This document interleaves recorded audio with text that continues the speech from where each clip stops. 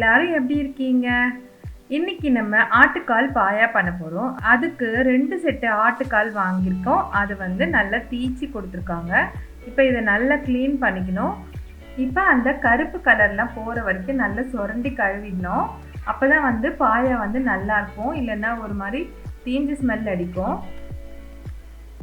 எல்லா ஆட்டுக்காலையும் நல்லா சுரண்டி எடுத்துட்டு 1 ஸ்பூன் மஞ்சத்தூள் 1 ஸ்பூன் கல் உப்பு போட்டு நல்லா கழுவி எடுத்துக்கோங்க. அப்போ அந்த ஸ்மெல் எல்லாம் போயிடும். 2-3 வாட்டி தண்ணி ஊற்றி நல்லா கழுவி எடுத்துக்கோங்க.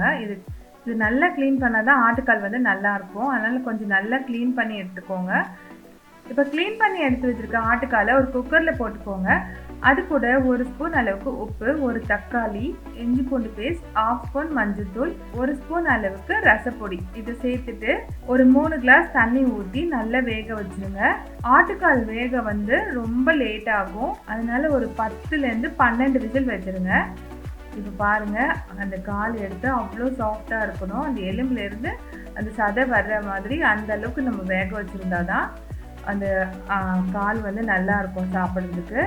இப்போ இதில் இருக்கிற தண்ணியை நீங்கள் சூப்பாக கூட யூஸ் பண்ணிக்கலாம். நான் வந்து ஆனால் அப்படியே ஊற்றி தான் நான் வந்து பாயா பண்ண போகிறேன். வாங்க இது எப்படி பண்ணுறதுன்றதை பார்த்துடலாம். ஒரு வாணலில் ஒரு 2 ஸ்பூன் அளவுக்கு எண்ணெய் போட்டுக்கிட்டு பட்டை, கிராம்பு, ஏலக்காய், 1 ஸ்பூன் சோம்புத்தூள் போட்டுட்டு ஒரு பெரிய வெங்காயத்தை கட் பண்ணி அதில் போட்டுக்கணும். அது கூட ஒரு 4 பச்சை மிளகாவை கீறி போட்டுக்கோங்க. பச்சை மிளகாய் வெங்காயம் வதங்கினதுக்கப்புறம் 1 ஸ்பூன் அளவுக்கு இஞ்சி பூண்டு போட்டுக்கோங்க. அதுக்கப்புறம் தக்காளி 1 தக்காளி கட் பண்ணியிருக்கேன், அதையும் சேர்த்துக்கோங்க. இதெல்லாம் நல்லா வதங்கினதுக்கப்புறம் நம்ம வேக வச்சு வச்சுருக்க ஆட்டுக்காலையும் இது கூட சேர்த்துக்கோங்க. இது கூட 1/2 ஸ்பூன் மஞ்சள்தூள், 1 ஸ்பூன் பெப்பர், 1 ஸ்பூன் மிளகாய்த்தூள் சேர்த்து நல்லா மிக்ஸ் பண்ணிக்கோங்க. இப்போ இதில் தேங்காய் அரைச்சி விடணும். ஒரு அரை மூடி தேங்காய் எடுத்துக்கோங்க. அது கூட 1 ஸ்பூன் அளவுக்கு பொட்டுக்கடலை, ஒரு 6-7 முந்திரி இதை சேர்த்து நல்லா அரைச்சிட்டு வந்துடுங்க. அரைச்சி வச்சுருக்க தேங்காய் விழுதையும் இதில் சேர்த்து நல்லா கொதிக்க விடணும்.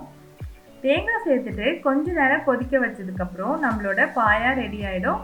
இது கூட கொஞ்சம் கொத்தமல்லி கருவேப்பிலை சேர்த்து இறக்கிடலாம். அவ்வளோதான், நம்மளோட ஆட்டுக்கால் பாயா ரெடி ஆகிடுச்சு. இந்த ஆட்டுக்கால் பாயா இடியாப்பம், ஆப்பம், இட்லி, தோசை கூட ரொம்பவே நல்லாயிருக்கும் இந்த சைட் டிஷ்.